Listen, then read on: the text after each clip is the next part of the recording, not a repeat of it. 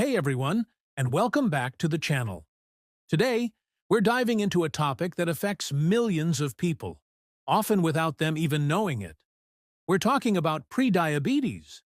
You might be thinking, what's the big deal? It's not actual diabetes, right?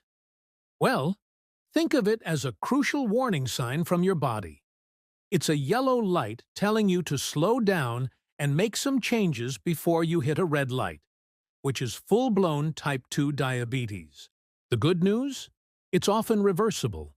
In this video, I'm going to share 7 early signs of prediabetes that you absolutely should not ignore. And then, I'll walk you through a simple yet powerful 12-week plan to help you turn things around, starting today. So, if you're ready to take control of your health, you're in the right place. Let's get started.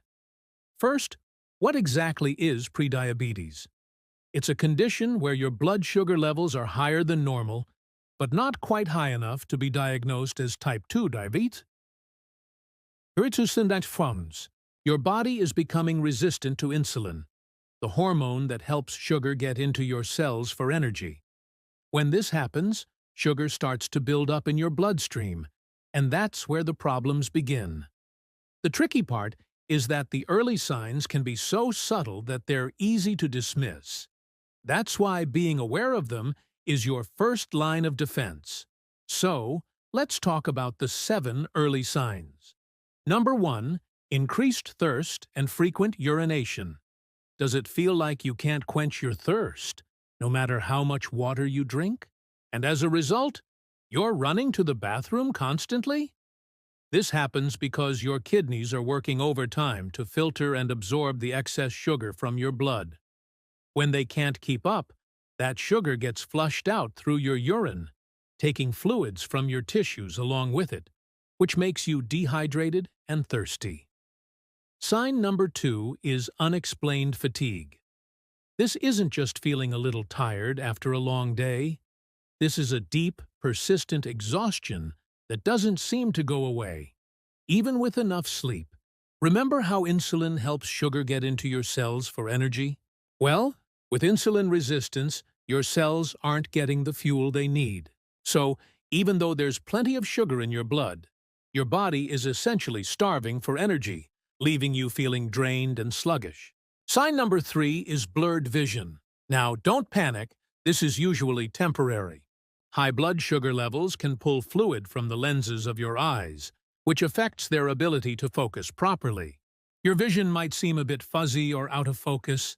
Once your blood sugar levels stabilize, your vision should return to normal. However, if left unchecked, consistently high blood sugar can lead to more serious eye problems down the road, so it's an important sign to pay attention to. Next up, sign number 4. Frequent infections or sores that heal slowly. High blood sugar can weaken your immune system, making you more susceptible to infections, like bladder or kidney infections, or even yeast infections. It also impairs your body's natural healing process by affecting circulation and nerve function. So, if you notice that a small cut or a simple blister is taking forever to heal, it could be your body's way of telling you that your blood sugar is out of whack. Sign number 5 is tingling or numbness, especially in your hands and feet. This sensation, often described as pins and needles, is a sign of mild nerve damage, also known as neuropathy.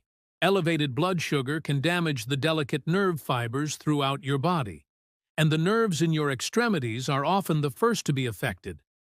It might start subtly, but it's a serious sign that you shouldn't ignore.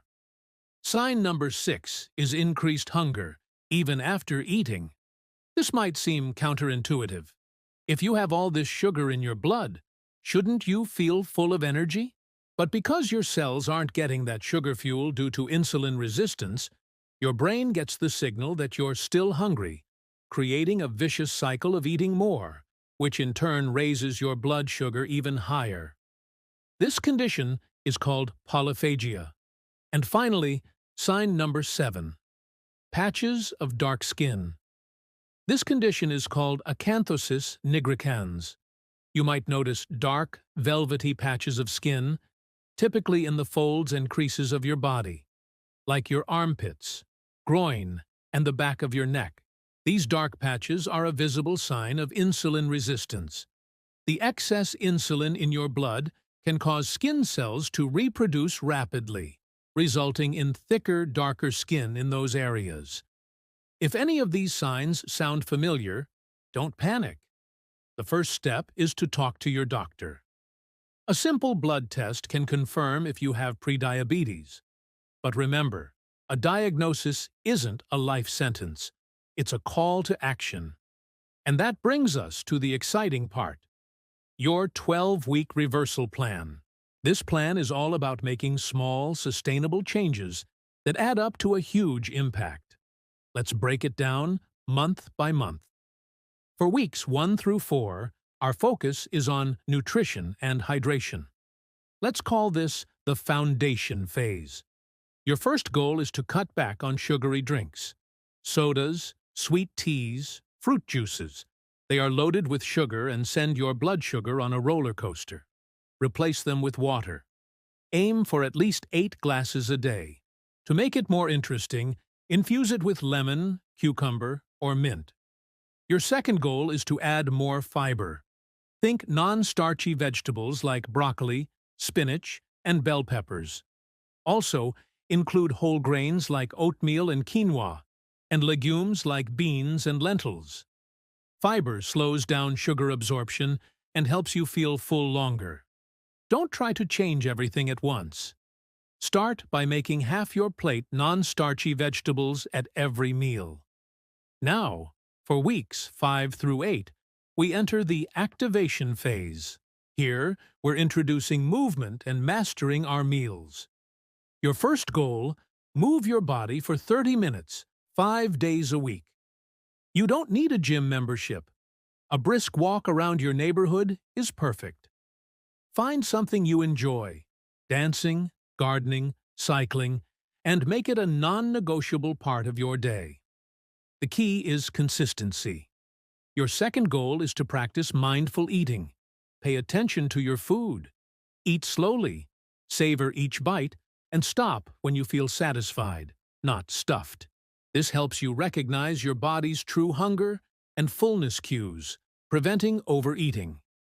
Finally, we have weeks 9 through 12, the lifestyle integration phase. This is where we lock in our new habits for long-term success. Your first goal is to prioritize sleep. Aim for 7 to 8 hours of quality sleep per night. Poor sleep can mess with your hormones, including insulin, and increase cravings for unhealthy foods. Create a relaxing bedtime routine. Turn off screens an hour before bed, read a book, or take a warm bath. Your second goal is to manage stress. Chronic stress raises cortisol, a hormone that can increase blood sugar levels. Find healthy ways to de-stress. This could be meditation, deep breathing exercises, spending time in nature, or practicing a hobby you love. Just 10-15 minutes a day can make a world of difference. So, there you have it. A simple, step-by-step 12-week plan. It's not about deprivation or extreme diets.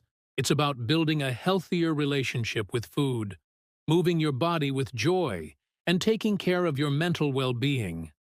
This journey is one of the most empowering things you can do for your long-term health. You are in the driver's seat.